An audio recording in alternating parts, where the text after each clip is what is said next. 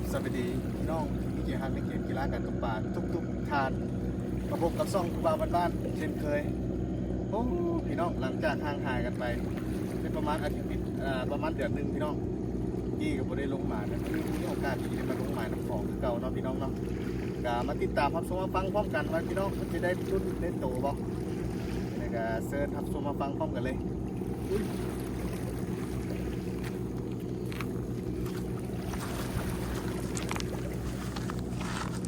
ช่วงนี้น้ำคลองก็เริ่มขึ้นเนาะฮอดฤดูกาลย้ำฝนแล้วดิน้ำก็เริ่มอยากแดงนิดนึงนะพี่น้องเนาะมาลุ้นน้ำกันว่าหน้าดินเฮาเนี่ยสิมีโตบ่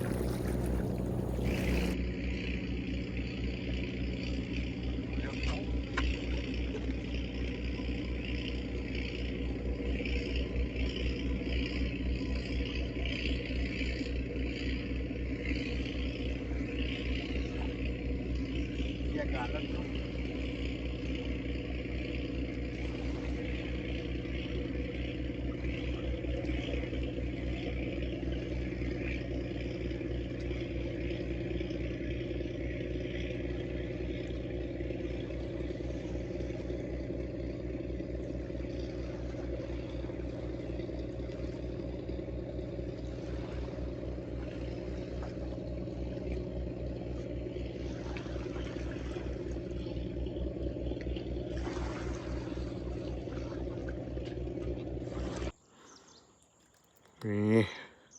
เดี๋ยวไปย้อนละตัวนึงได้ไปย้อนละ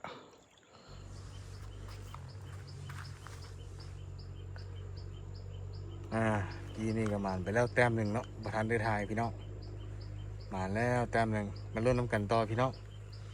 เราสิได้อีกบ่จูยาวๆมานี่นะ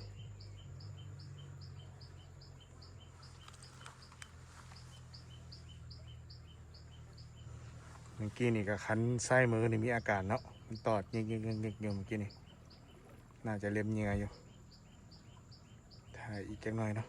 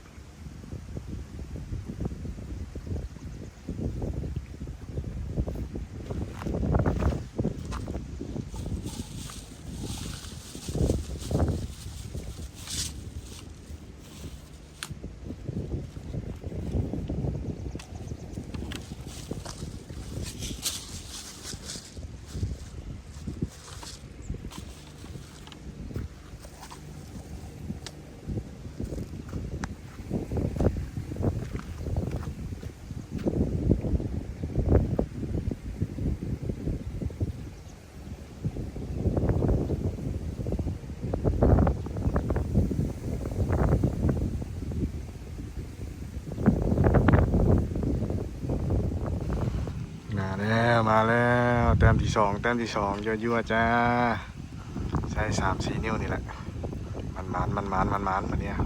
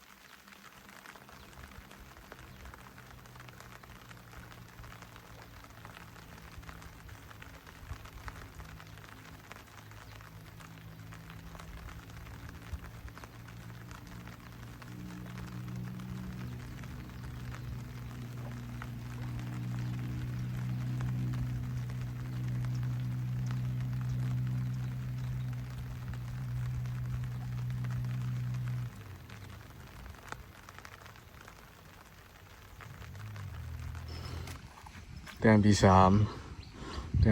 มารัวๆแต้มที่3แล้วแต้มที่3แล้วเด้อ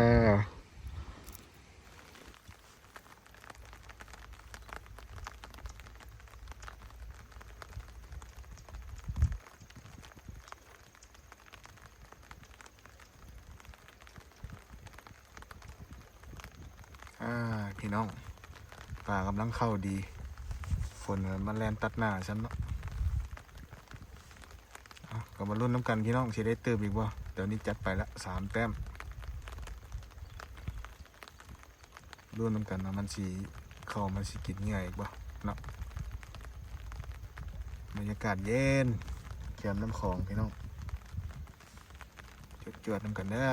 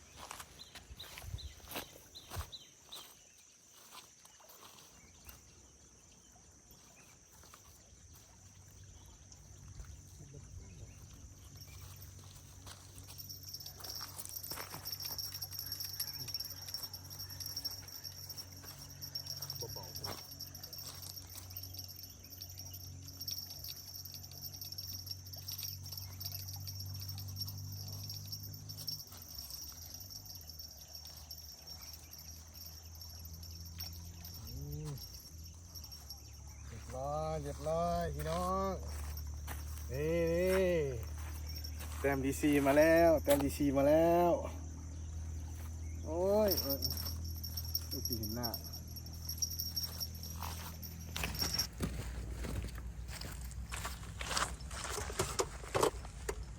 คันนั้นเอาแล้วพี่น้องคันนั้นเอาแล้ว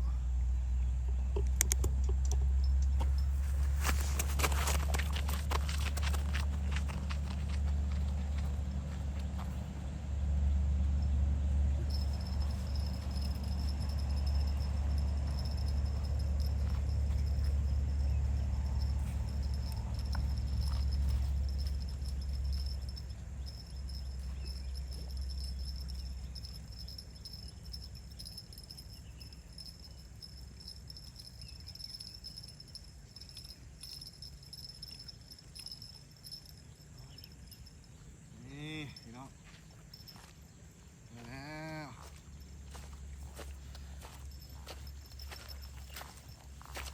มันพี่น้องใส่งามๆเลยปลาปิกเหลือง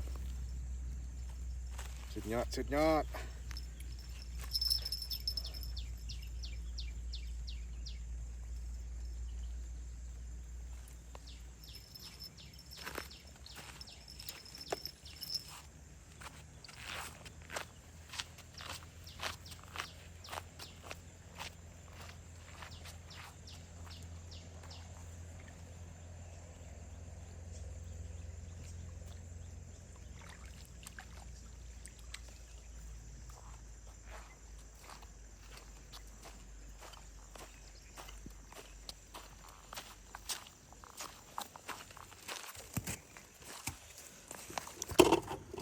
คันนี้พี่น้องคันนี้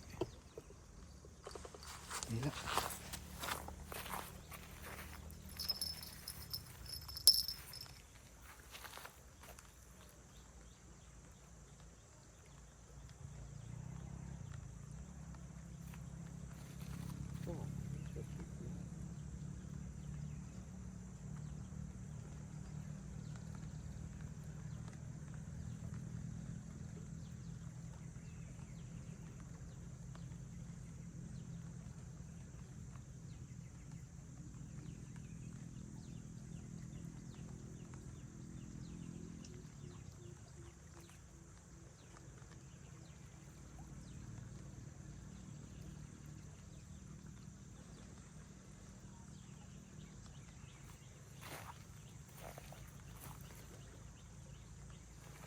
อันนี้ตอดแล้วบติดเลยมักบติดเลย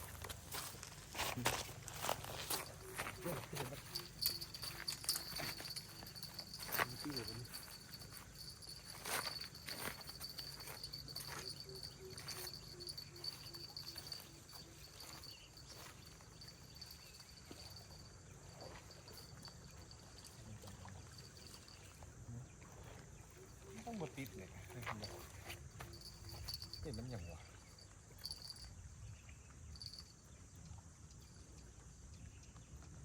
หยงบิดวะหยงบิดเกือบโมเมนนะ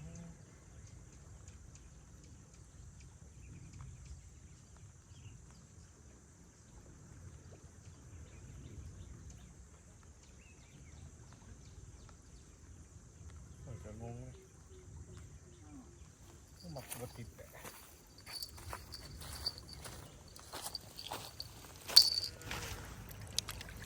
ในพอได้แกงพี่น้องพอได้แกงอยู่